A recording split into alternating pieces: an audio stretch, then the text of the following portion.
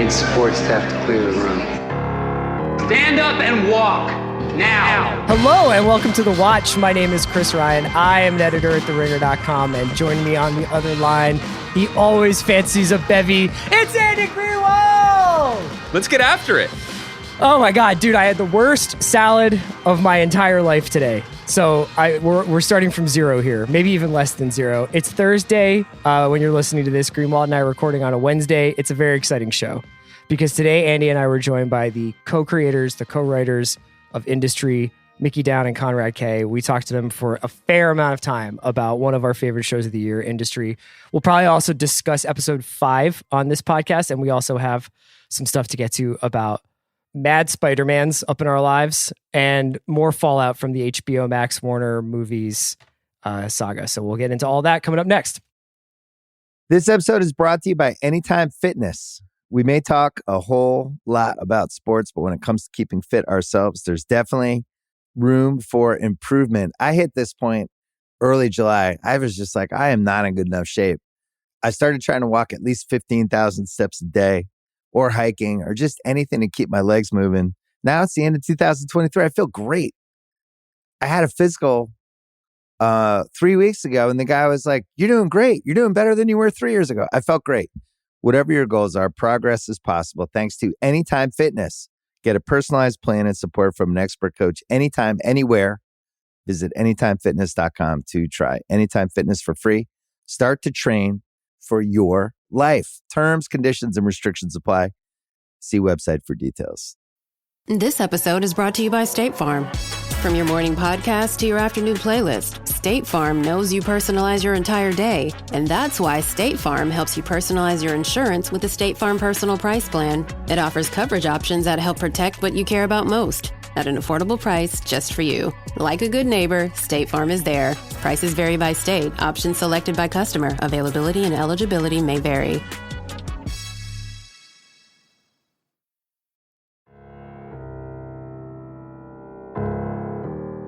I like that you led with the salad. That's the SEO right there. Yeah, they're like, put the good stuff first. And Chris is like, let me tell you about the lettuce in my teeth. It's good. I actually have been trying to do one portion of dressing in my salads, and that's just not a lot of dressing. It's a lot of tough greens for me. And that's just where I'm at today. Fibrous. Yeah.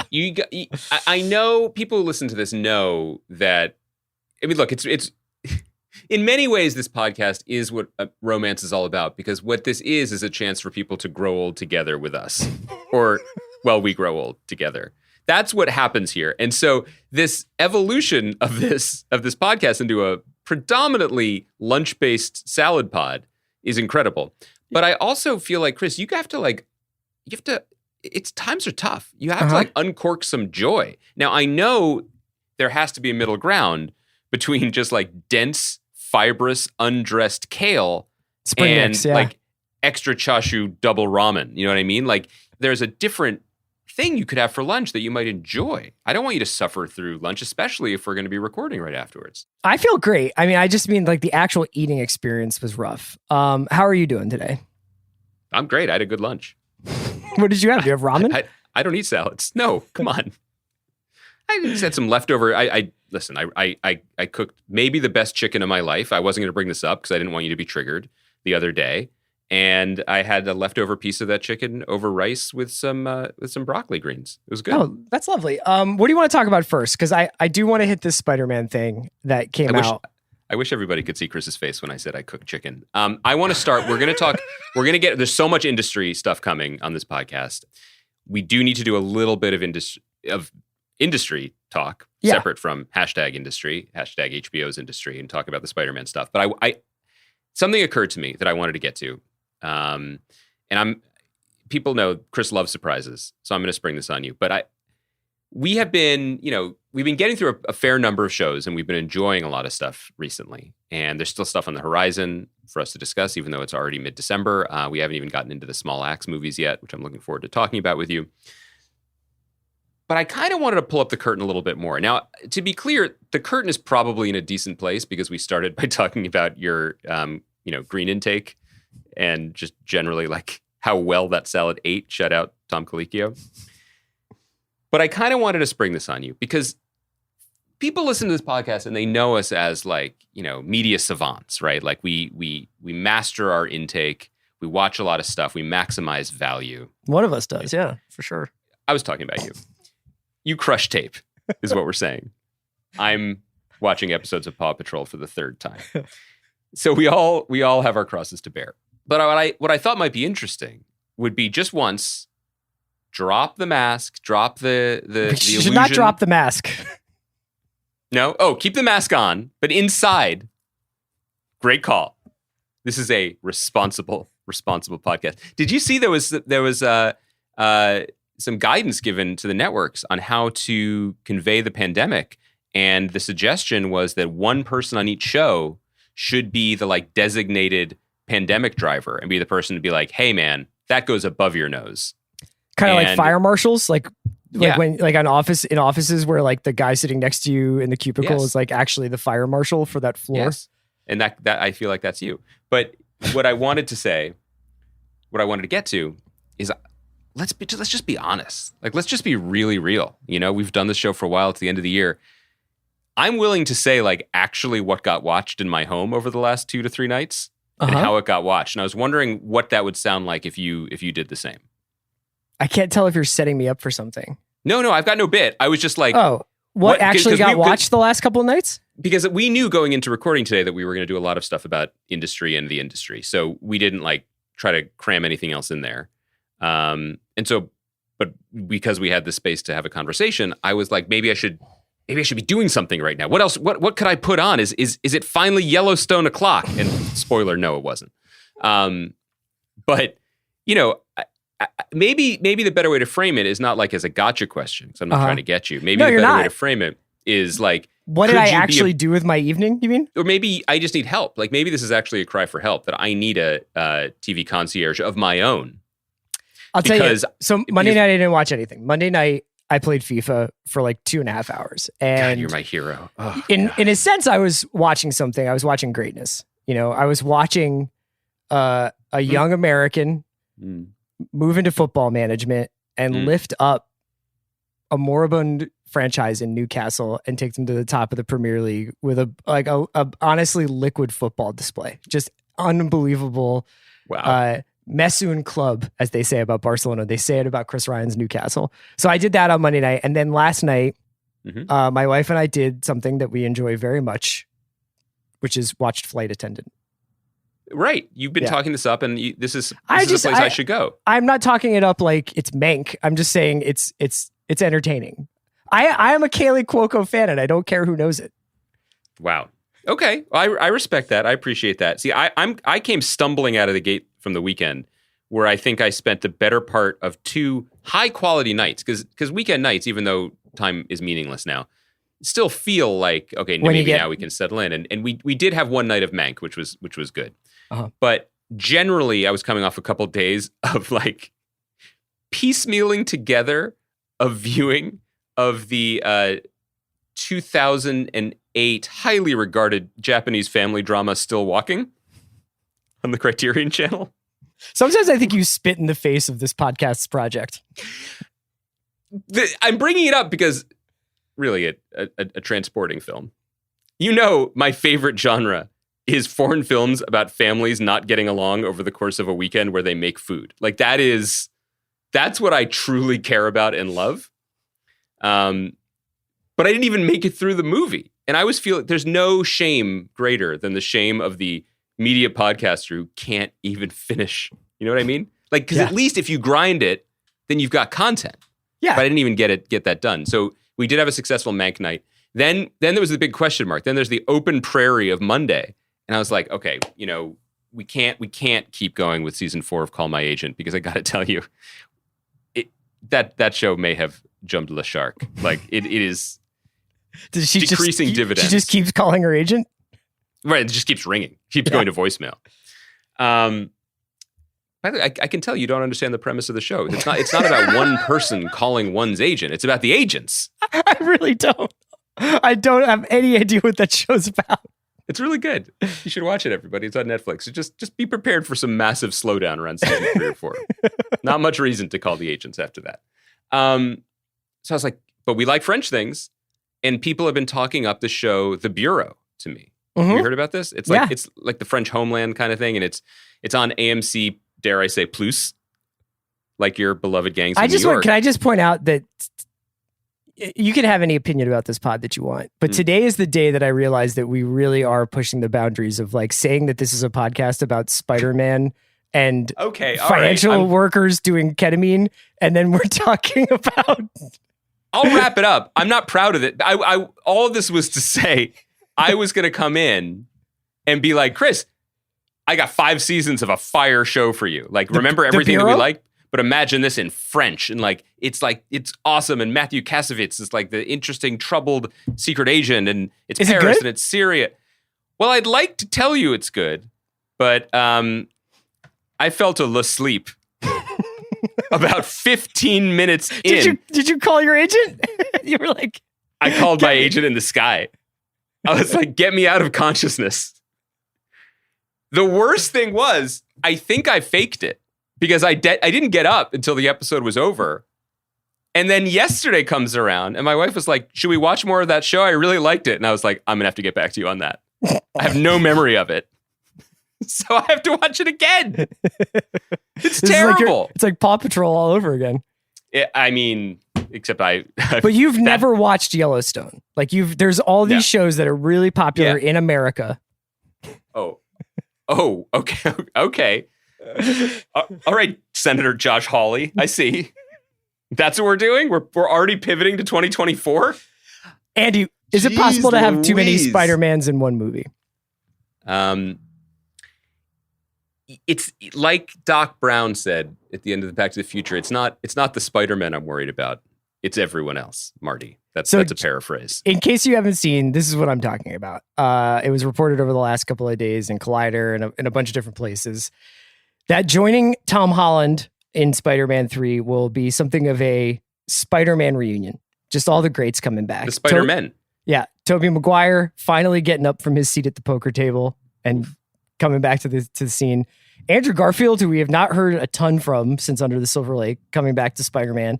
And even Kirsten Dunst and Emma Stone are in talks to reprise their roles as Mary Jane and Gwen Stacy in this movie, which will also obviously feature Zendaya.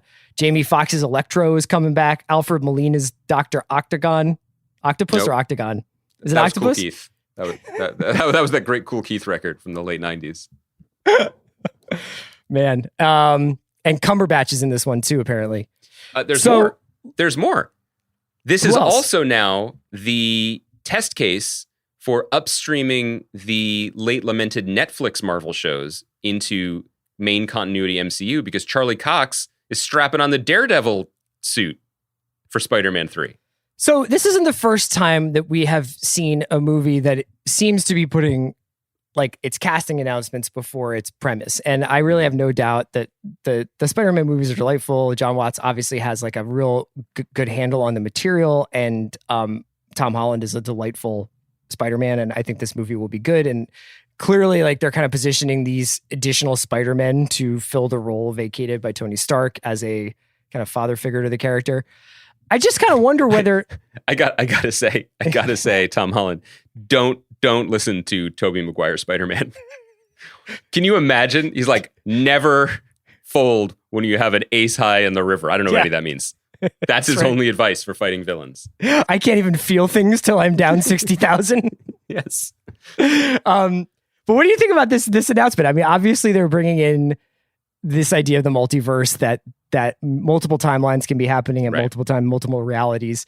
I think that was pretty inevitable, although I do wonder whether or not it kind of removes the feeling of consequences and stakes even more than they already are. I think the reason why Endgame kind of lasts in people's minds is because of at least the idea that there was some finality to the runs of a couple of those characters. I know in comic books nobody ever really dies, but what's your reaction to this?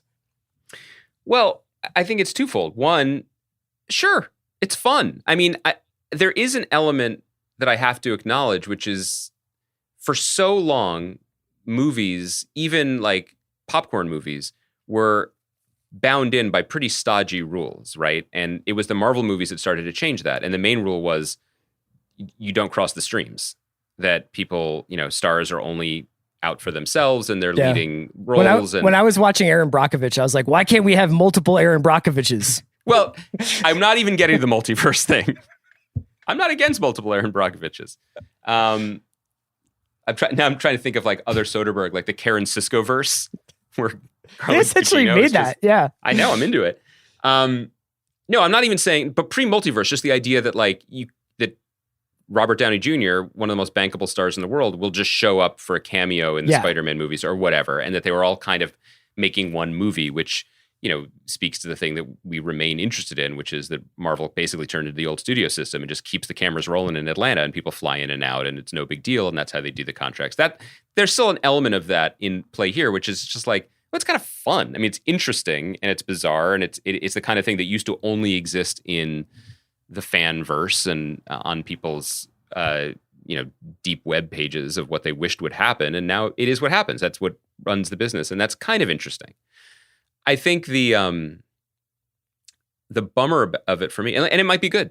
It might be good for all the reasons you said. It seems like it's being done with the right spirit, and like a lot of people are excited to come back. And why not? Those other Spider-Man movies were the John Watt ones were good.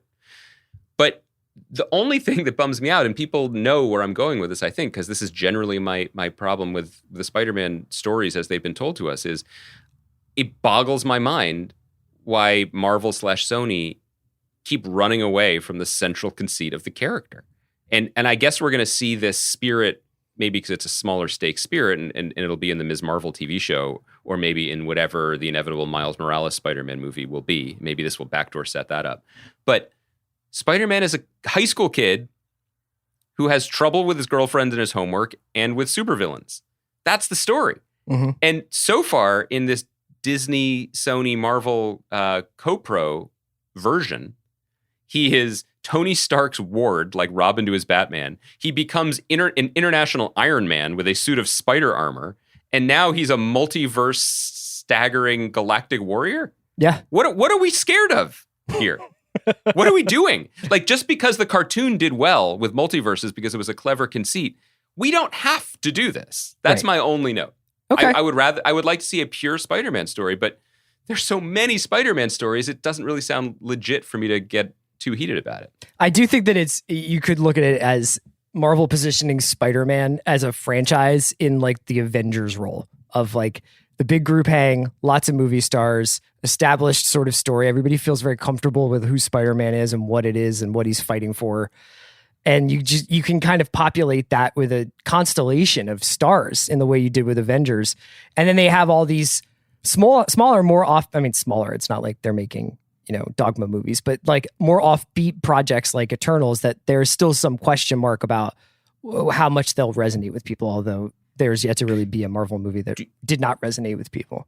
Do you have any opinion about the potential resurrection of those Netflix shows? Like, do you think is the real takeaway from all these announcements has Finn Jones just been sitting by his cell phone being like, they're going to call, mate. They're going to call. The fist has to live again. I don't know. I think I would love to know what Marvel would have done with those properties now if they were just starting them. And whether or not there ever would have been what if we did like a Street Smart TV vertical of these characters that all kind of occupy this New York crime, motif. Mm-hmm.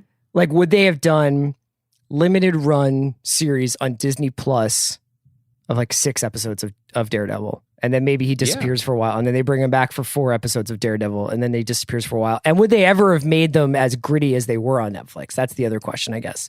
But I mean, it's just curious. I mean, I wonder whether or not I'm curious whether or not Charlie Cox is under a 7-year contract and they're maybe not done with Daredevil. I think no. I mean, from what I understand, and this is all just things that I've read, so they may not be accurate, but I think that Netflix had an exclusivity window for these characters. Basically, like once the shows were canceled, they couldn't be rebooted in any way for 2 years. So that has now passed. But that suggests that Charlie Cox's deal was specifically with the version of Marvel TV that no longer exists. Mm-hmm. And so it would have to have been a new deal. Okay. And I mean, it's certainly unless there's two things here, and then we can move on. Either Tom Holland swings into the multiverse of Netflix shows, and maybe he crosses with the Orange is the New Black squad while he's over there. I don't know. maybe the Fab Five. That could be an interesting little jaunt for him. Mm-hmm. Or they are actually, and in that case, he goes into that alt reality, which wasn't the same reality as Avengers Endgame and all that. Or they're saying Charlie Cox has always been in the same MCU, and then there's opens the door for those characters to come back. It's interesting. I mean, that Daredevil show is pretty good. The Jessica Jones show, pretty good.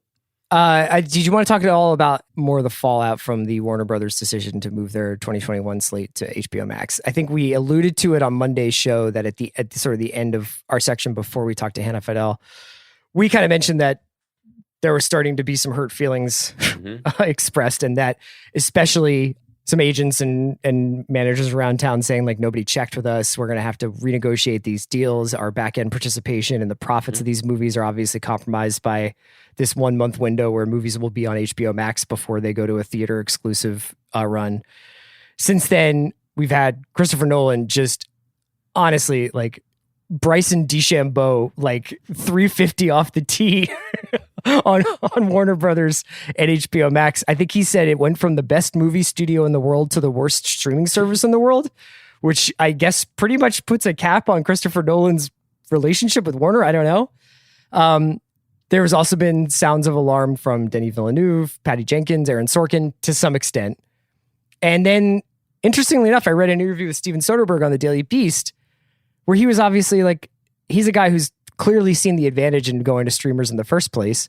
And he was a lot more savvy and a lot more sanguine about the situation. He was like, it has to be read in context. It's a situation where the movie theater experience is definitely going to be on hold for most of 2021.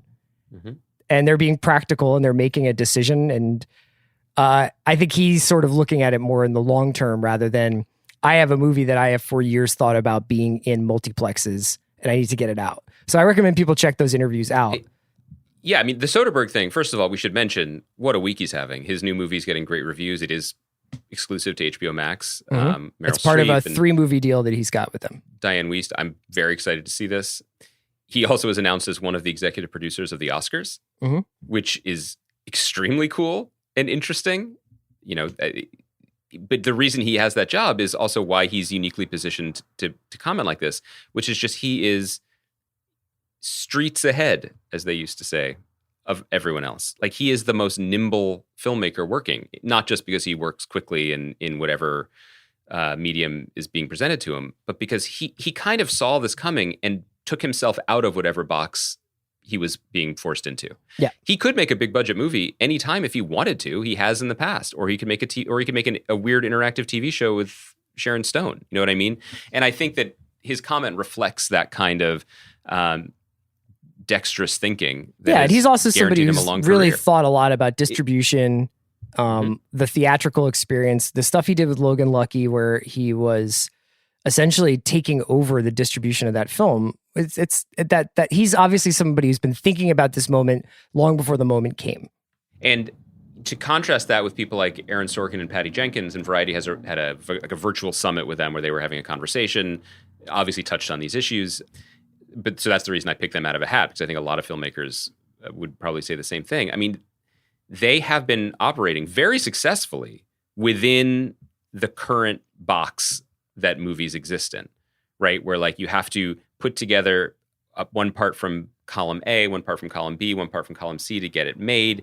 You know, for Patty Jenkins, it's basically, she got the Wonder Woman job 5 years ago, and that is her only job now. Her job full time is to develop, direct, and promote this movie, this franchise, right? She is the steward of the franchise, and that franchise is predicated on global release dates and all that. And so, yes, she's going to be prickly. In all of these interviews, people can be like the Christopher Nolan ones about, like, you know, the sanctity of the cinematic experience. Like, yeah, even I agree with that. It would be cool to see movies in a theater, but I don't think that's really what this is about. And so Nolan, you know, I think it's just people feeling uncomfortable about what's happening in the future of their business because they've committed. They themselves are pot committed to shout out to Tobey Maguire, to the current system. And any threat to that feels like a threat to them, even though, as the Variety article notes, Patty Jenkins just got a $10 million sorry check from Warner Brothers being like, since you're not going to get any back end, here's just $10 million today. Yeah. And I think in all of these situations, in a lot of these comments, you see both things can be true at once. Patty Jenkins has been pretty upfront, as has Warner Brothers, saying that they feel like society in general needs something like Wonder Woman 84 to like look forward to. I see your cynicism and raise you in the parlance of the god Tobey Maguire. Yeah. But she's like, one time only in this particular circumstance, I'm okay with this happening. She obviously also got a sweetener for that happening. In general, I do feel for what Christopher Nolan was saying, where it's like, if you've worked on a movie like Denis Villeneuve has worked on Dune for years, and he's somebody who's going to make a limited series next. You know, he's not like he is a snob about TV, but he is somebody who's like, I've dedicated a chunk of my life to making this movie for this experience, for this company under these circumstances. And now it's going to be sitting next to Love Life. And I like Love Life, but having Dune in a little box next to Love Life is going to be fucking weird. It's a bummer for cineheads. Is that what we call ourselves? People who love movies and love talking about movies? Yeah. I'm new here. And it's obviously a disappointment to the filmmakers who you phrased it exactly. You phrased it well. Have been making it towards a goal that has now shifted. But I struggle a little bit with Nolan's just indignance, right? Because like, first of all, a lot of people, times are tough all over. You know what I mean? Like, it just seems like it's a weird hill to announce yourself on. Yes. In the teeth of a global pandemic, to be like, how dare Warner Brothers betray me this way? Like, I get it. Everyone has to worry about their own bailiwick, so to speak, but like, read the room a little bit. But two, he spent the whole year holding that company hostage, basically, right? Being like, my film must be released in theaters.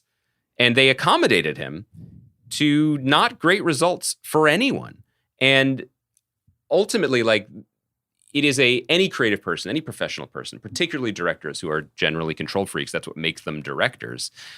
This is a kind of tough area to talk about because you can never control the outcome, you know? And these guys who have had a lot of success I think they've grown accustomed to thinking that they can. That just by putting in X amount of effort towards X goal, they will reap the rewards they've been reaping, whether they're financial or creative or critical or whatever. But all this is a crapshoot, man. Like, you have to make the best thing you can make, and you can't control what world it goes out into. You can't control how it's conveyed to the world. And the sad truth is that the directors generally don't want to admit the moment that you're building for, what percentage of, for any, let's think of Christopher Nolan's last movie. Let's take Dunkirk, which you and I liked a lot. Over the lifespan of Dunkirk being available, his last movie was Tenet, but yeah, to watch. No, I meant before Tenet because I haven't seen it. Because I didn't go to a theater this year. Hello. What is the percentage of people who have seen Dunkirk over its existence in the world, who saw it in the theater, versus people who have seen it on DVD or on streaming or whatever? I mean, for something like Dunkirk and for something like a Christopher Nolan movie, I think the first time people see the movie is in the theater.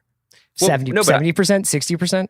I disagree because, the longer it's out. So if you go back further, take The Prestige or a Batman movie. I see what you're saying. Yeah. What I'm saying is, no matter what these people do, it's going to be a box on a screen eventually. And most people will see it that way, no matter what. Right. And I know that doesn't sound... I'm trying to hold the place in my heart. If you had told me in this podcast you were going to give Christopher Nolan the participation trophy, I didn't expect that.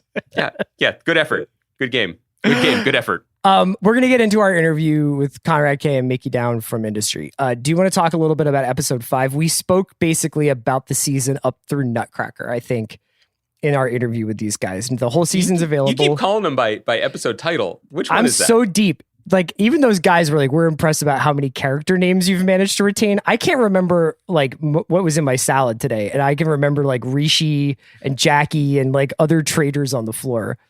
Yeah. So we kind of cheated because we were trying to stick. All the episodes are now available on Christopher Nolan's least favorite streaming service, HBO Max.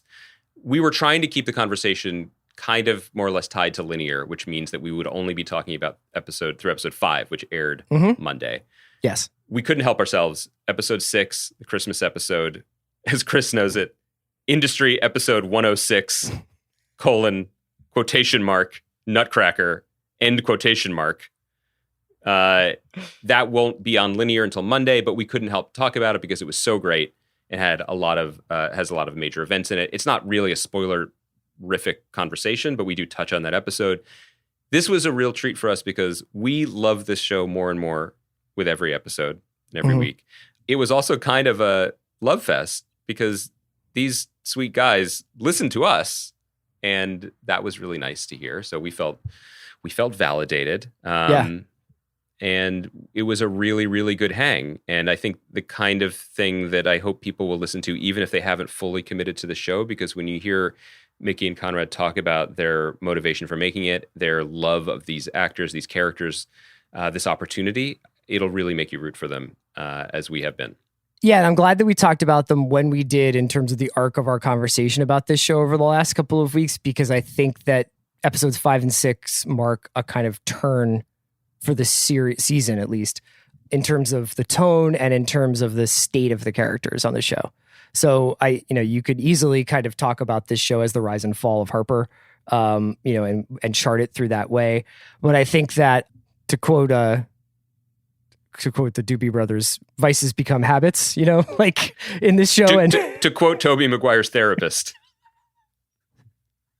Dude, what would you do if the first shot, I'll start a Kickstarter for this.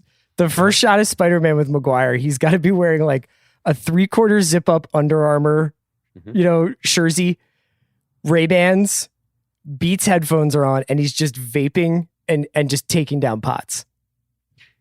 If you remove taking down pots, that's what I saw when I saw Tobey Maguire in front of Go Get 'Em Tiger on Hollywood Boulevard a couple years ago. My man, it's not that he didn't look like he'd been slinging webs. He didn't look like he'd seen daylight in a minute. This was, let me put it this way. It was 8:30 in the morning or something, and this was not his first coffee. You know what I mean? Gotcha. Yeah. So it was his first coffee from yesterday. That's right. There is a Tobey Maguire industry mashup joke to be made, but we'll keep hunting for it. But this is episode 5, where you see a lot of the characters start to take incredible risks, and not just with their nervous system. They are starting to really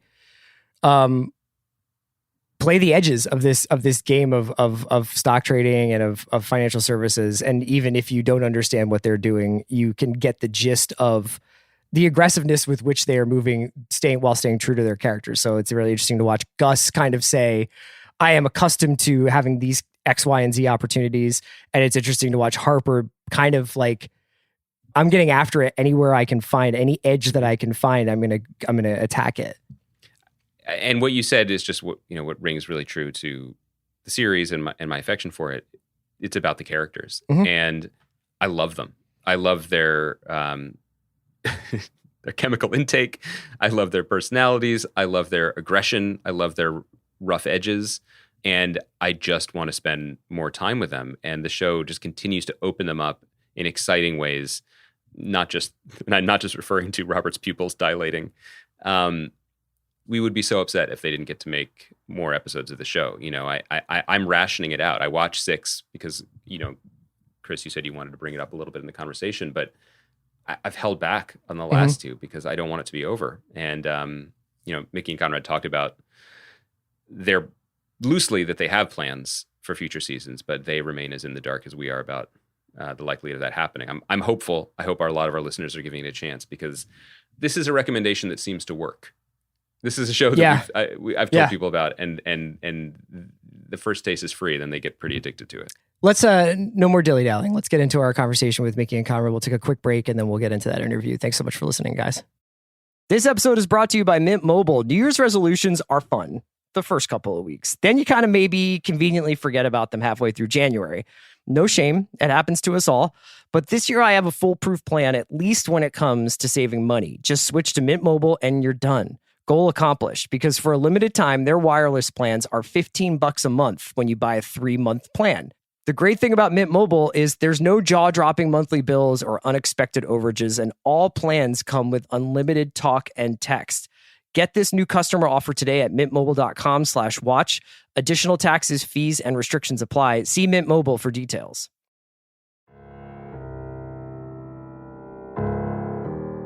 Andy and I are so honored to be joined right now by Konrad K. and Mickey Down, the writers, the co-creators of Industry, which is one of me and Andy and Kaya's favorite shows of the year. We're going to be talking about it more when we get to our best shows of 2020. A little spoiler there. Sorry. Yeah. But I think it's fair to say, just absolutely have fallen in love with this show over the last couple of weeks. And it's a grower, guys. I just want to let you know that as far as I can tell from like my Twitter timeline, and Andy and I have noticed that each week people are just like, Industry Hive has assembled over here.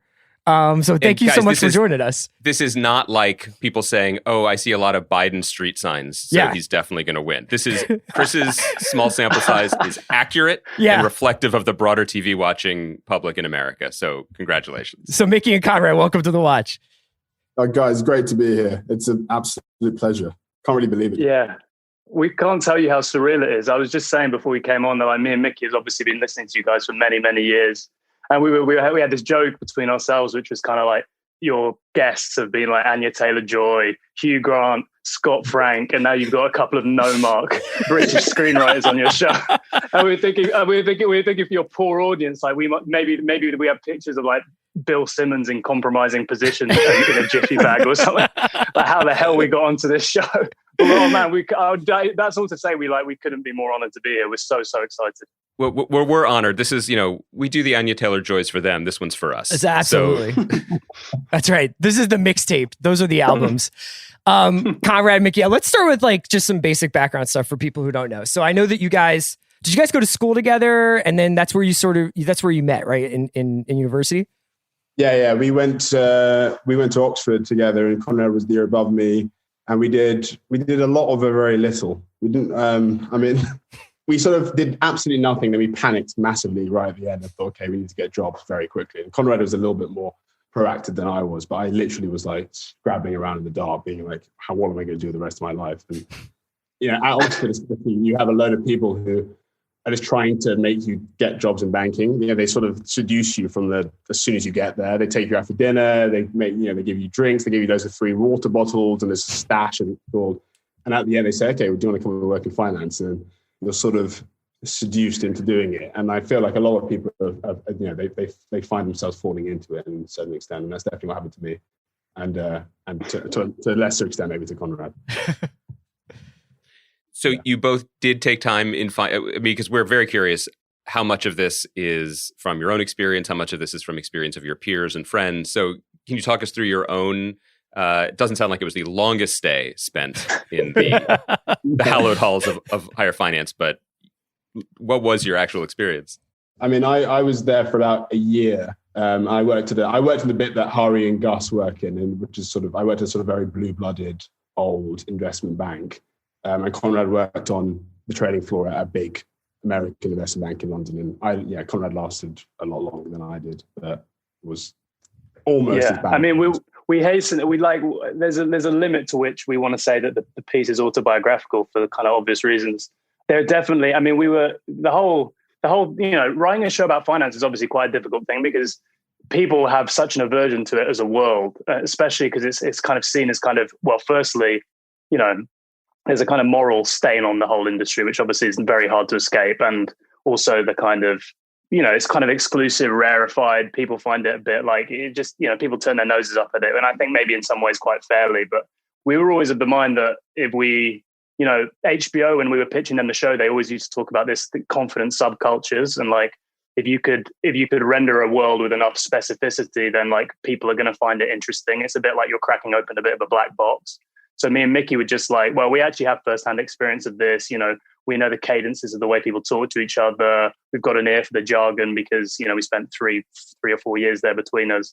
And so we always felt like if we wrote with a kind of level of always trying to cleave to the truth, even if sometimes it was a little bit heightened, then people would kind of go with it and go with the flow. Because, our touchstone with all of this stuff in terms of how we were selling the show was, audiences are far smarter than people give them credit for. And if you don't talk down to them and you kind of throw them into the deep end, then they're far more likely to get caught up in something than if you're dumbing it down all the time.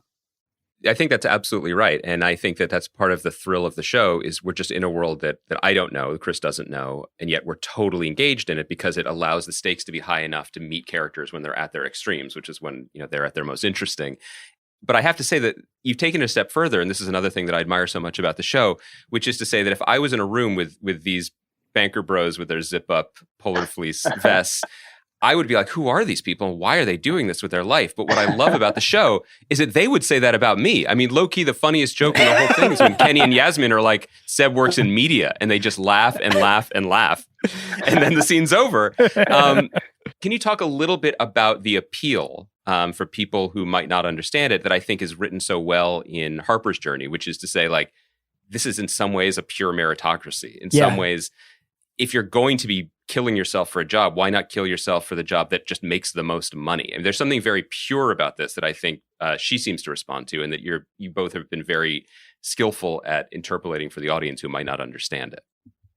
Well, there was actually a line in that we cut from the interview scenes where Harper said, "Why is it so ugly for me to say that I want to earn money?" Which I think just like from a sort of starting point was just sort of an unexpected thing for someone that looked like Harper and had Harper's background to say in a TV show.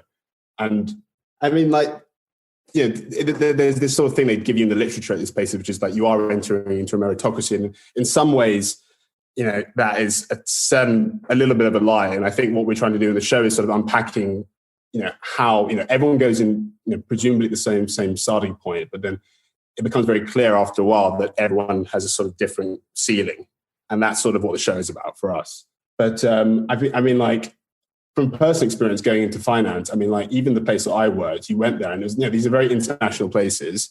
You know, there's a sort of, they do have a sort of quite broad range of different people from different backgrounds, different genders, different, you know, different racial backgrounds. And it does feel like people are sort of, you know, people are rewarded for the amount they work. That said, you know, there is a sort of, I guess the other aspect of it is that people like me and Konrad, and maybe I'm speaking for me personally, was that I was really quite seduced by the idea of it more than the actual job. And, you know, a friend of mine actually said after I quit that, you know, Mickey, you realize that you don't actually like finance, you like finance films. You like the sort of paraphernalia of them. You know, you like the sort of, you know, you like the sort of allure of it is the sort of the cult aspect, you know. But then again, like, you know, you talk about that scene between Kenny and Yasmin, and that is the sort of, you know, it's such a prevalent attitude in those places. Like, why would anyone not want to do this job? Like, why would you not want to be Kenny? Why would you not want to be Yasmin? Why would you look around and think, okay, well, you know, the idea of someone leaving university and going to work for a newspaper or going to work for a magazine is just so anathema to the people, the way those people think. And it's exactly how I thought as well. Until I realized I was very, very bad at the job that I tried to get.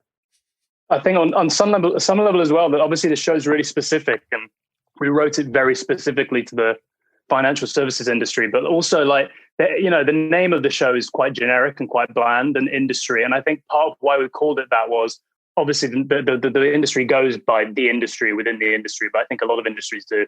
But that it has a kind of, there's a universality to it as a workplace. Because I think, without wanting to get too grand about it or anything, me and Mickey were very conscious of the fact that when we were writing a workplace drama in 2020, or, well, we started developing it in 2016, but what we wanted it to have a kind of, as I say, like a universality. It almost exists as a kind of Pierpoint to exist as a kind of wider metaphor for kind of corporate workplaces.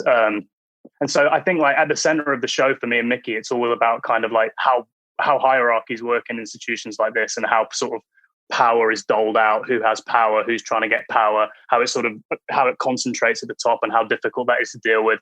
And then there's stuff like, the other stuff that we were really conscious about writing, that was affinity bias. So, like, everybody in the show, every interaction is kind of laden with all these microaggressions, but they're always kind of about, how do I relate to you on a class level? How do I relate to you on a racial level or a socioeconomic level? And, like, every time we were writing a scene, we were always thinking about those things, which felt like very particular to the time in which we were writing, and we just couldn't help writing into those things. And then, you know, I think the other thing that we were really conscious of, the fact, you know, it goes back to your original question about meritocracy, is there's an inherent tension in the show. And this is so true of finance, and more than any other industry, because you're remunerated on an individual level and you get paid bonuses in February every year. But there's this huge tension in all of these places between individual will and collective identity, and, like, the individual will of the single character versus the sort of collective benefit of the whole institution. And then we were trying to tell that story really clearly through Harper over the course of the season and in the choices she makes and how difficult it is if, on some level, people like Sarah and Daria, they have this kind of evangelical need to change this structure in which they find themselves because it's kind of a quite toxic, quite masculine work environment. And we were basically trying to say how difficult that is. And when all these cultures kind of ossify and all of these young people come in and, they have this kind of all this energy that they feel is going to change the place, but ultimately the individual just ends up being subsumed by the system anyway. So that was the sort of stuff we were leaning into. Yeah. And it's amazing because Sarah and Daria seem to take for granted that these younger people are going to want to sort of be the foot soldiers of their doctrine, that they kind of just assume like, well, you must want to just be these ornamental figures in the way in which I want to push this industry. It seems like that meritocracy thing is the ideal that Harper needs to be disabused of. Like she comes into the industry thinking like, I have found a place where purely on my skill level, I can be evaluated. And then she finds out that there are all these other internal politics that you have to grapple with. And that's where she seems to almost collapse under the pressure, right? Totally. I think that's just a product of her naivety being a 22-year-old leaving university and going to the job for the first time, which is the other thing the show's about. It's about sort of, it was a way of sort of Trojan horsing, young person relationship drama into a TV program, which is the thing that me and Konrad wanted to write more than anything when we started writing together. The first thing that me and Konrad wrote actually was a really bad banking script called Not an Exit, which actually is... It's Greg's script, Greg's script. Yeah. I was going to ask about that. I was like, you guys are Greg, aren't you? Greg, people keep asking us that, like, Greg is possibly the most realistic character in the whole thing because he's a composite of me and Konrad and all our friends. Which it says a lot about our friends, which maybe they want us saying. But yeah, we wrote the script and it was terrible. It had like 10-page scenes of people called Mickey and Konrad talking about how much they hated banking. And you guys should have just started a podcast. That's basically what we did. But yeah, and it was. But then primarily, I mean, that was probably more set on the floor than it was outside it. But it was a way of doing a young person show set in London, which is like something that at the time, we didn't think there were very many of. And there actually are way more of them now. They've done them really, really well. But what did you guys said in one of your early reviews of the show, you said how compelling it was to watch young people getting after it. And on some level, we wanted to write a show about young people getting after it. And it was this, the energy of the show, which we kind of found in the edit. I mean, the pace of the scripts was quite fast, but we really found it in the edit. And then Nathan came on and he did this incredible score, and we had an amazing music supervisor called Ollie. And suddenly, like, it all just clicked into focus when we started cutting it together. And we realized very quickly that we wanted to make something that felt like a real rush to watch. And I don't know about you guys, I mean, but it's so often the case I find with a lot of television at the moment, or maybe I'm generalizing a bit, but sometimes I sit down to watch a show and I kind of feel like I'm doing homework. And with this, it was kind of like, we're making the show about this world, it's kind of inaccessible. So on a very base level, the one thing it has to be is continuously watchable. And you have to kind of have to want to be caught up in the way these people are living and make it feel like it's moving at a clip. And I don't know, I feel on that level we kind of succeeded, because whatever people think about the show, the one thing I keep hearing from people is that they find it very compulsive, which is great.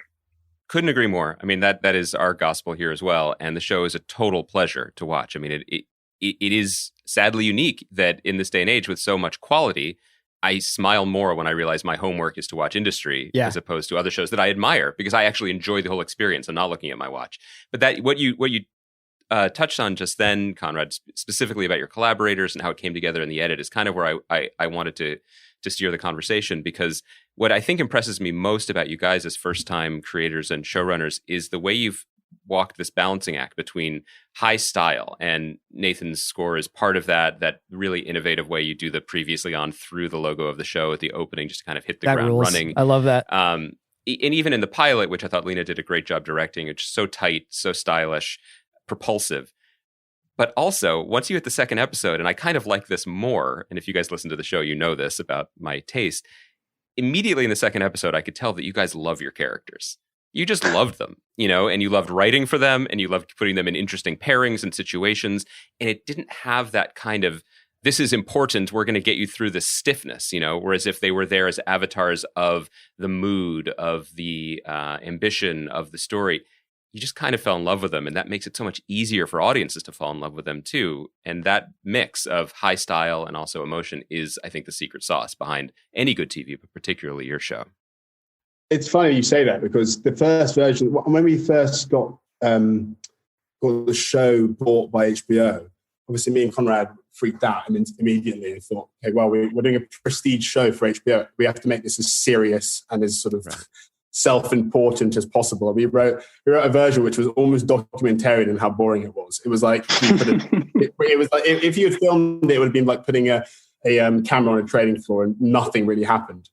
And then HBO gave us the best note which they possibly could have given us, which is like, guys, you're writing these characters in their third act, which is basically what me and Konrad, and we were writing from the perspective of people who had, been in the industry, had been chewed up and spat out by it. So we were looking at it from a sort of quite bitter lens.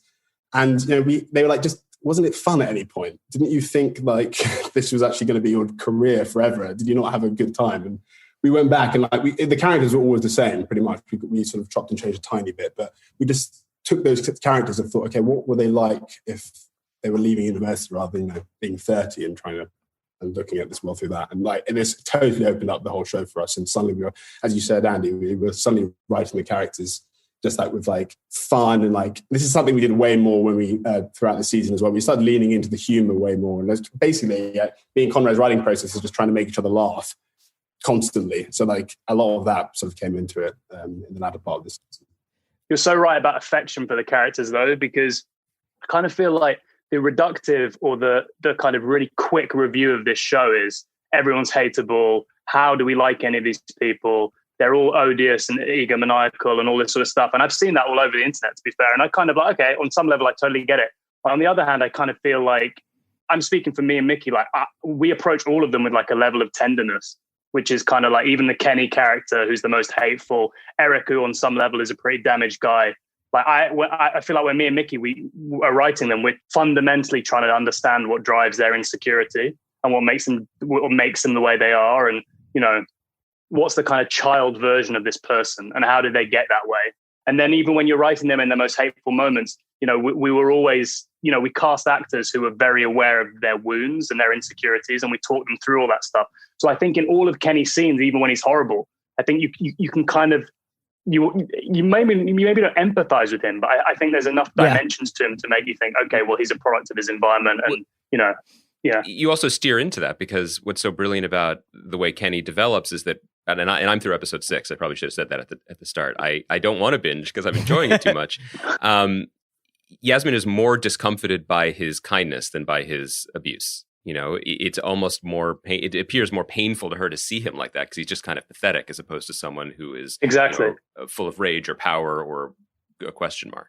I think when I was watching, when I watched Nutcracker, I realized that the sort of equation for the show was it looks and sounds like the first half of Goodfellas, but it actually feels like the second half of Goodfellas. It's all the Ronettes playing and the Christmas trees moving around, but actually the feeling inside is people getting dumped out of the back of a trash truck and helicopters flying over you. I wanted to ask a little bit about the ensemble because I think one of my favorite parts of the show is, there's that line that usually is ascribed to when talking about The Wire, where it's all the pieces matter, but I think it could be applied to industry as well, because you get characters like Clement who first turns up and you're like, this is a background piece. And I think he's interesting, but he seems to be there really for kind of droll one-liners. And then as the show goes on, he just kind of opens up and blossoms as a character. Opens up a vein. Yeah, it opens up. Yeah.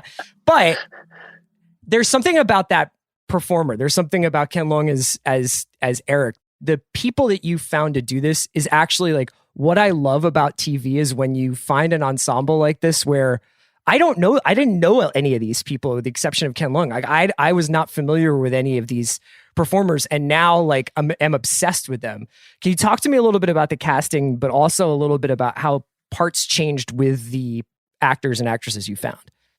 I mean, the casting was obviously two people who had never done before. The casting was probably the most interesting and exciting part of the process at that point. And I mean, the one mantra we always had was we need to cast this appropriate age.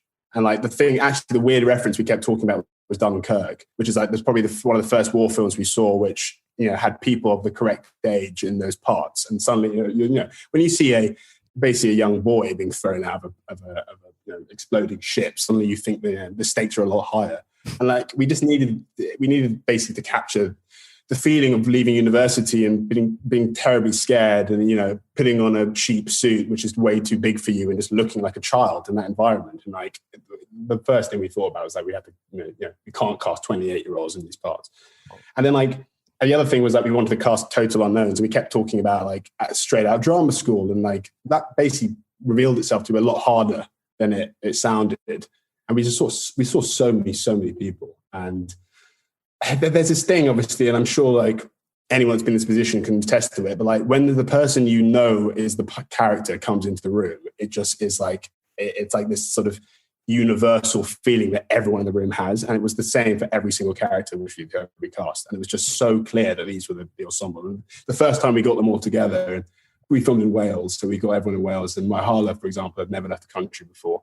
And we flew her to Wales, and we did the sort of screen test of all of them together. And they took a photo of them, and we just thought, okay, well, this is very, very exciting. And suddenly it was like, okay, wow! Not only are we going to put this sort of brand new ensemble on screen, but like we are sort of breaking these actors as well, which we're finding new people, and that was just absolutely amazing. The Ken part of the equation is really interesting because I mean, the show, I don't think the show works without him, to be honest, in the sense that I think he kind of feels like the glue that binds all of the youth together. And he was we kind of cast him at the 11th hour. We were very deep into the process. We couldn't find anyone we thought was the right kind of fit for Eric and had the kind of right menace and strangeness. And weirdly, I don't know if you guys watch High Maintenance, but he plays this. There's an episode where he like plays this depressed vet who takes magic mushrooms and starts microdosing and coming to work. And he was so good in that. And me and Mickey were like, why have we never thought about this guy? And so we went out to him, and then like, I don't know. I mean, me and Mickey, like we have so much pride in a lot of aspects of the work, and like we're staggered by the performances of the young actors given their relative inexperience. But just like, you said it in your episode, I think your review of episode 4, where you were like, he must be so fun to write dialogue for. And he's like the best in the world for that. It's like everything he finds like meaning and humor and really he has sometimes the weirdest line readings on certain things. Everything he does, like, Andy, you've obviously made TV, like when you watch the rushes of an actor, he's one of those actors who you never, like, there's no take that he does that's ever untrue or uninteresting. So like you could just, you can use basically every time you roll camera on him, it's usable. And it's, I mean, he's just like, he's just totally brilliant. And like, we feel very humbled that he has anything to do with the project, to be honest. Mm-hmm. It's so thrilling to watch him on two levels. One, because the performance is so electric and alive and surprising at every moment. Even when he's not on screen, you feel him lurking, probably the way Harper does, and that infuses every episode with an extra level of intensity. But also, just he doesn't get chances like this often. I went over his IMDb, and I think I knew him best from Lost, and you always note him when you see him, but. I mean, he's 50 years old, and look at this, and he's just uncorking 100-mile-per-hour fastballs. Sorry, American sports reference. And that was for the Bill fans who were wondering about this. And it's just thrilling, and that's an opportunity that you guys helped take advantage of, And similarly, that's the spirit I think throughout the whole show. And you guys have heard us rave about the Eric Harper interactions, and I just wanted to get your thoughts specifically about casting of Ken and Mahala, who is just stunning. And to circle back to your previous point, I said to my wife last night, there are moments when she looks like a child, and there are moments when she looks like a grown-up, and the way the camera holds her face is just incredible. But what it does to a story like this to put those two and that relationship at the forefront, both in terms of the casting and putting an American Black woman into this world, putting an Asian American man into this world, and then it allows you to have a scene, which to me is still the high point of the series, where they have the cigarette, which was totally thrilling, start to finish, totally surprising and totally true. And it was just just incredible work by everyone. But how that approach to taking advantage of opportunity and taking advantage of obviously diversity in the cast informed your creative process. The Harper and Eric relationship is just something that, in the first 4 episodes, we sort of circle around it. And it's weird because I don't know why we didn't. I mean, we could probably look back at it now and say it was intentional, that we were basically leading to that cigarette scene, and it would make us look like better writers. But it was something that we kind of discovered in that central relationship was always very important, but something we discovered really when we started filming it. And by that point, we'd written the first 4 episodes, so we didn't have enough time to put more scenes of that caliber in it. But like those 2 actors, when they're on screen together and they're talking to each other, Konrad said, like, you're champing at the bit to get those rushes at the end of the day. You want to see every single take, and you just and it's all usable as well. And we always wanted to do a sort of intergenerational, mentor-mentee relationship, and we kind of always wanted it to be a one between an old man and a younger woman. Because I think that's something. Obviously, I was about to say it has to be on screen before, but like one of the best workplace drama ever has it as well, Mad Men. But it's just. I thought you meant The Intern with Robert De Niro and Hathaway. But please go on. I will say I absolutely love that film as well. So do I. It's excellent. Yeah, it's a good movie. I like that movie. See where Hugh and Hathaway tends. Mickey, we actually watched that, Mickey, 3 years ago when we were writing the Bible for this show. Do you remember? Yeah. Yeah. It's a central text, Yeah, I think that was the same for Gangs of London too. They were watching a lot of Intern and it's the Rosetta Stone for so much of the great television coming from Britain these days. Sorry, it was a long-winded way of saying they're absolutely incredible, and that we wish we'd written more for them. And it's something we covered in as we were filming it.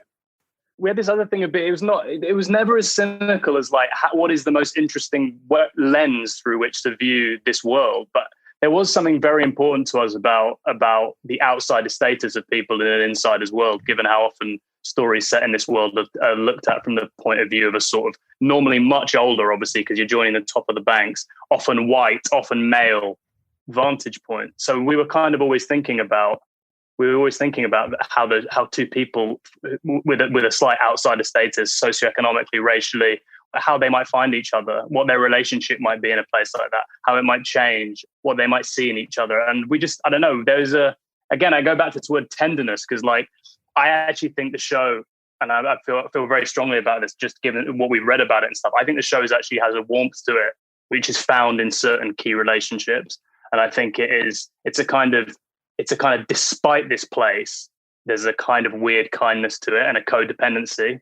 And I think that's really true of their relationship. I think it's like an emotionally codependent relationship where neither of them quite know what they're in it for, and they're trying to work that out. And I think actually that's kind of like what excites me and Mickey about it. That's not a 1-season story, that's like a many season story, I think.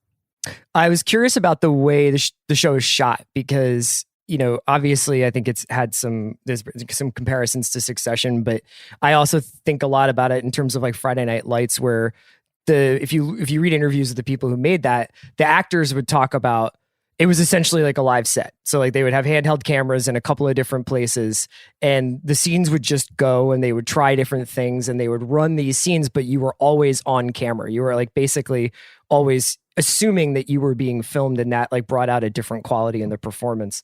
And I feel like I can detect that from your show. I feel like one of the amazing joys, and I think I actually will rewatch the season for this reason, is that there are all these moments that seem to be captured as they happened. Like, especially people watching other people getting up from their desk to go into a closed off office or come back, or someone's sideways glance at a conversation that they're kind of overhearing on the phone, and the whole Daria, Eric, Harper row of seats. And then on the other side, there's Rishi just kind of firing off these one-liners.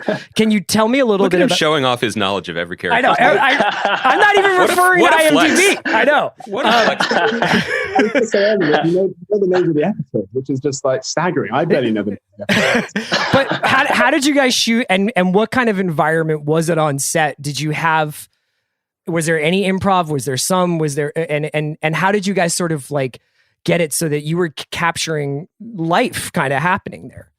I'm so glad you picked up on that, because it was like exactly like, it was a bit of a scheduling nightmare actually, because like because it's an open plan office, you need to see in the background and have the other actors there the whole time. And then Andy, the thing you were saying, which is that, you know, even in scenes where Eric's not in there, his sort of presence is felt because he's literally off camera, looking at Harper and making her feel uncomfortable. But like, you know, we were always of the mind that's like every actor is always acting. And they could always be picked up at any point. There was 2 cameras shooting the whole time. And like, you know, some actors did this more. I mean, for example, Ben Lloyd Hughes, who plays Greg, was like always running off to the side of the set and saying, "Mic me up. Can you mic me up? I'm going to say something this bit." And I was like, I always had to be saying like, "Ben, this is not your scene." This is not Greg's scene. The other thing was, me and Konrad basically wrote an entire other script of ADR over everything. So like every single scene, every single like pickup, you know, little bit of dialogue you hear Rishi or Greg or any of the characters saying on the side is all ADR, which me and Konrad wrote afterwards. Which is like, we just wanted these spaces are like, you know, you're always capturing people talking behind you or gossiping, and you know, it just also adds to the humor of it. Like if there's a quite intense scene at the end, if you just hear Rishi saying something about some night he's gone to, it just like it just undercuts the scene every single time. And like, perhaps we do it way too much, but I hope we would have done it more if we'd been able to. Definitely, yeah. Me and Mickey were just absolutely militant, almost like totalitarian about the sound design of the show. We were like, it has to be loud, it has to be oppressive. And HBO were like, guys, people are not going to hear your dialogue. They're going to turn this thing off. You cannot start an HBO drama with a disclaimer, please turn on the closed captioning, otherwise you won't enjoy it. And we were just like, just let, you know, the great HBO shows like The Wire, people watch them with subs sometimes, it's fine. But to be honest, like it's very that's all to say. Like I reckon actually, if you watch it with closed captioning on, you pick up so much of, like, you know, me and Mickey, I genuinely think some of the funniest lines are all of the ADR lines. And so it was just about making the world feel like super alive and have lots of texture to it.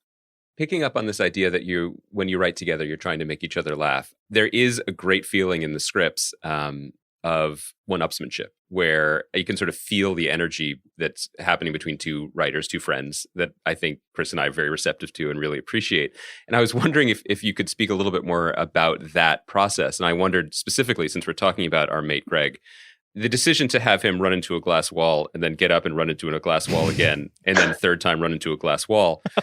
Is that an example of, I mean, I hope that's not lived experience for either of you, but is that an example of, okay, we have to have something happen here. What do we want to happen? And it was so brilliantly chosen because it's funny the first time. It's not funny the 3rd time, which sort of, I guess, inverts the rule of comedy. But, you know, bravo to you guys for that. And I'm wondering how that dynamic plays out in the process, whether that's a good example of it or whether it's more along the lines of, well, now Robert should do ketamine and take a mysterious green pill and have someone blow cocaine up his ass. Greenwald really wants to know what the green pill was. I texted him last night. Because again, as I said, Chris has been to London, so I wondered if he knew about the green pills. Originally, I think Greg ran into that wall 5 times, and they were like, okay, "This is too much." Yeah, fair. I think, you know, me and Konrad, as you said, like, you know, we're friends first, colleagues, I guess, second. We love working together. I'll speak for Konrad, and he loves working with you. I think Konrad, if I'm saying anything that's untrue, but we just, you know, we egg each other on constantly. Like that's why scenes like that end up in the show. Because me and Konrad think, okay, also we just want to shock the people we're working with, which is like the people that actually, you know, people from the production company that read the scripts. And we think, okay, how can we push this further? How can we be more unexpected? But always from a place, I hope, that feels organic, because these are all things that I feel that could probably happen if these characters push their limits. It's a case of just, you know, trying to push stuff, or, you know, and just seeing stuff work. I mean, there's stuff in the show which we got rid of, which, I mean, maybe we went too far. There's other stuff that's in there which we thought, even up to the last moment, God, are we really going to put this on BBC Two at 9:15? And it ended up on the front page of the Daily Mail. So you guys are Yasmin saying to Robert, "Did I go too far?" That is you guys. Yeah, basically. The thing about the Greg story in episode 6 is like a really, I don't know. I feel like it's one of my favorite sequences in the show. From his like hungover night out to him recounting how he got arrested for drink driving when he's on acid, and then the headbutt. I feel like it's almost is like you said this about the Goodfellas earlier, the kind of paranoia and stuff. I feel like it almost has like a quite dreamlike quality to it. And he's talking about like going home and watching Blackadder and doing loads of coke and like, I don't know. Me and Mickey always felt like, what was the kind of, how can we make the ending violent, but also how can we make it metaphorical, which is like, you know, he can't leave this place. He's trying as much as he can. He'll do himself self-harm to the point of being hospitalized, but he still can't leave. So Conrad, I feel are you saying this is not an exit? is is this a backdoor pilot? So yeah, I think it might be. No. It's just, I don't know. Mickey's so right. Like, I don't know. We both get off on the idea of saying things that we think will, I don't know, push the envelope even more than we possibly could before. And it always comes back to that thing of like, okay, well, you know, does it push the envelope, but does it serve the story? And most of the time, I hope in the series that if you kind of, I'm not the people who are really analyzing the sex scenes and stuff, but a lot of people are saying, oh, it's so gratuitous, it's so full on. It's kind of like, well, the cornerstone of the whole show is true to lifeness, and we felt like if we were doing that in the office, then we had to do that outside the office. So we were kind of pushing those things as far as we could. Did you guys have, because you know how like there's this dude Dale Dye who worked on like Platoon and Full Metal Jacket, and he was sort of the military advisor to make sure everything was realistic and true to life. Did you guys have somebody like that for Harper's birthday night to make sure that like we could push the ketamine and cocaine and champagne to what level before it gets just full train spotting and we're sinking into the floor or the rug? I know what you're doing, and I'm not going to bite. So if someone wanted to have a night out like that, technically you guys are saying that I would be able to keep it within the boundaries of a beating heart, right? Yeah. Yes. I mean, I honestly think there's this weird thing that's happened in the last probably 5 years in the UK, and probably as a result of social media. But that's sort of like underground drug taking has become so mainstream. And I know, and I understand, like, I've seen reactions on Twitter from primarily American audience, people saying like, oh my God, do people do this amount of drugs? Now, yes. I'll say there is a certain subsection of people in the UK of a certain age that do, and do probably way more than what we've shown, especially. I would say so. I would say we've actually leaned out of it, which I know sounds insane, but there is a kind of, I say this with love, and maybe, you know, not indicting me and Mickey in any for research purposes or anything, but London is just like the cocaine capital of the world. And like, there's this thing that's not really talked about in this city, and is normally kind of pathologized or stigmatized in working class communities. But like, there is a huge middle class cocaine problem in London, like absolutely massive. And it's like really underreported and like really secretive. But it's just like it's just everywhere you look in certain communities. So it's like, we just felt like we were kind of actually telling something that was pretty true to life. For what it's worth, Chris and I think maybe are a couple of years older than you guys, but we've listened to Be Here Now. You know what I mean? And I mean that in all senses. But I do really, again, I keep using this word admire, because that's really how I feel about the show. Like, Robert likes a night out. He likes a couple of bevies, but we rarely see the character who is too good at it, you know, and we can see trouble ahead, but he can just keep going. And I think we've all known people like that. You know, it's not just a weekend night for him. It's a Tuesday, it's a Wednesday, and he can, despite some, you know, potential early morning sidewalk vomiting, just be fine. And I assume you guys talk to the makeup people about like making him not look like death the next day, because he has this superpower that it, you know, eventually, hopefully many seasons in the future, turns into a curse. That's exactly right. And I think you said it in the last show, which is like, you know, Harper goes in on that after that night and just looks like death and can't pull herself together. And Robert looks like, you know, like he's sort of had a cup of tea and has got in at 8 o'clock in the morning. He has his Powerade and he's ready to rock. He's like, who wants to go out? Yeah, those are the people that, you know, it comes crashing down for in the end. Because they have this amazing stamina and they just keep going and keep going. And yeah, I mean, and Konrad said, you know, there's a huge middle class cocaine problem and drug problem in general in the UK, but like especially in that environment, especially in finance, it's just like, you know, people have a lot of money in there, and they have a lot of sort of they have a lot of free time, because when they're not working, they don't usually have any other real interests. So their interests are just going out and getting on it, which is the UK. Yeah. No, and also Mahala was very, just to speak about episode 4 one time, she for a kind of actress leading an HBO show, she had a remarkable lack of vanity when it came to that episode.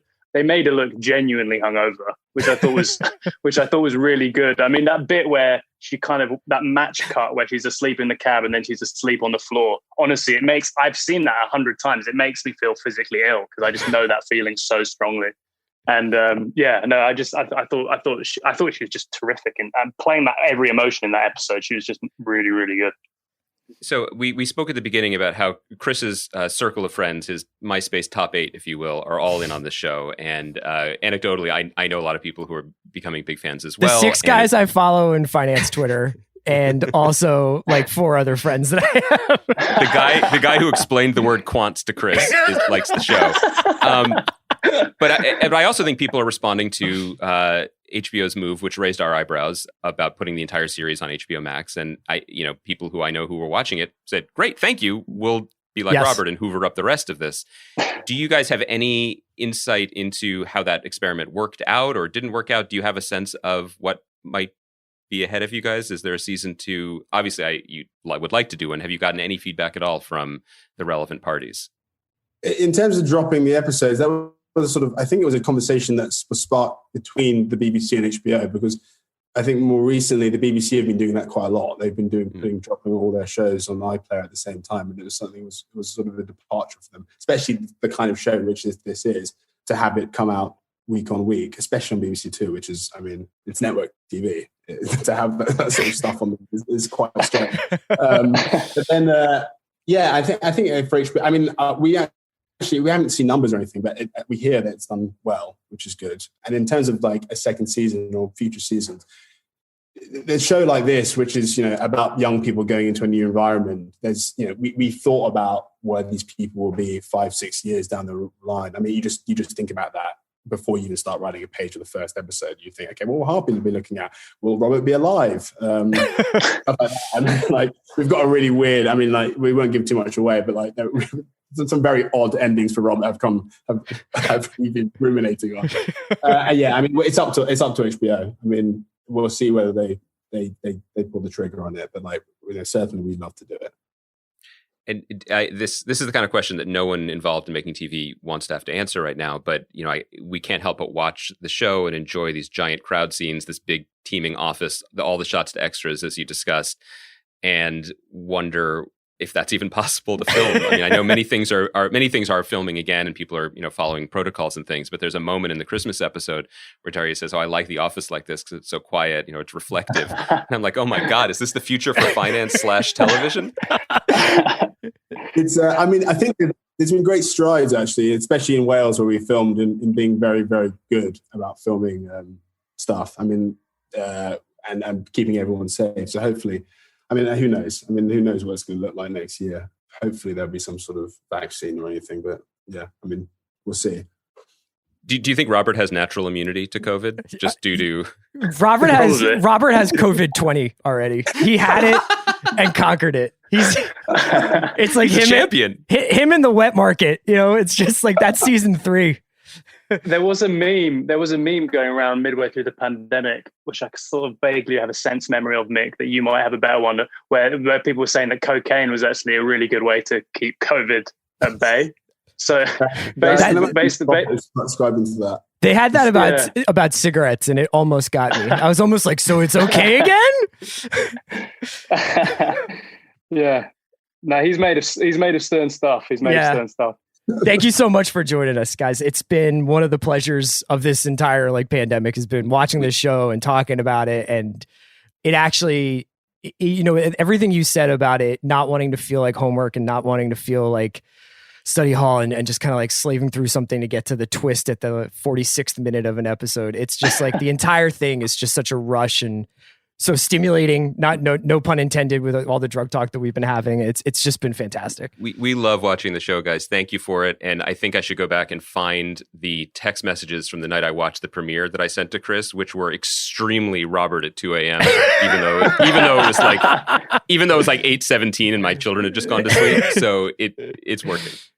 Thank you very much, guys. It's such a pleasure. I want to say quickly, I mean, this might be very unprofessional, but my wife is an absolutely huge fan of this show. And we just had a baby 2 days ago. And she said that she'd kill me if I didn't give both the baby and her a shout out. Oh, congratulations, man. Congratulations. Thank you. Daddington Island. I'm on it. Oh my God. Welcome. We could do a side podcast. That's so fantastic. Congratulations to you and to her. Thank you. Can we just say, and just one more thing while we fanboy a little bit, just like it was, you have no idea, firstly, what a pleasure it is to come on this podcast, but also like there were times last year when we were shooting stuff and we were like deep in the weeds and we were kind of, I don't know, not losing our enthusiasm, but Andy, you know, when you were making Briar Patch, I'm sure you know that, you know, sometimes it can feel like a proper grind and like you're kind of in the sausage factory and it can just feel tough. And so many times when we would be like, I don't know, be in some Park Plaza hotel in the Hilton, really tired. And I'd just turn you guys on and it would just, I don't know, energize me. It just to hear two people who like, so, because obviously you guys do a curatorial thing, but you also like your enthusiasm for the form and for like its potential and the fact that you guys love it so much and you talk about it so much and you're clearly such good friends. It's incredible. It's, you know, it was really invigorating. So I just like want to thank you both very much for that. I'd also say, thank God you like the show. Because that would be, What if we hadn't? It would be so awkward. It was our hearts are really pumping in our chests when we and like I think we saw that on Twitter, Chris. You say that it was that you had put a picture of Ken on there. Yeah. God for that. They're paying for your idea. Make them fucking pay. I was just like, man, ding. that was a huge moment. At like 4 a.m., I got an alert about that, and I was like, I knew Mickey wasn't going to be awake, and for about 4 hours, I was like, we live to fight another day. We live to fight another day. On the plus side, now that he has a child, he will be up then, so you can reach him. And I have to say, I'm so grateful for all this because if we hadn't liked the show, this would have been an extremely awkward 45-minute podcast with you guys. So this really worked out. You would have never had us on, lads. You would have never had us on. I've only just begun doing industry memes. When the NBA season starts, I'm definitely going to start firing off those Jackie shots. So it's good. It's good. Well, we hope we get to talk to you guys again. We're very hopeful for a second season. Stay well. Thanks Congratulations, for having us, Mickey. Thank you. See you guys. Thank you so much for joining us.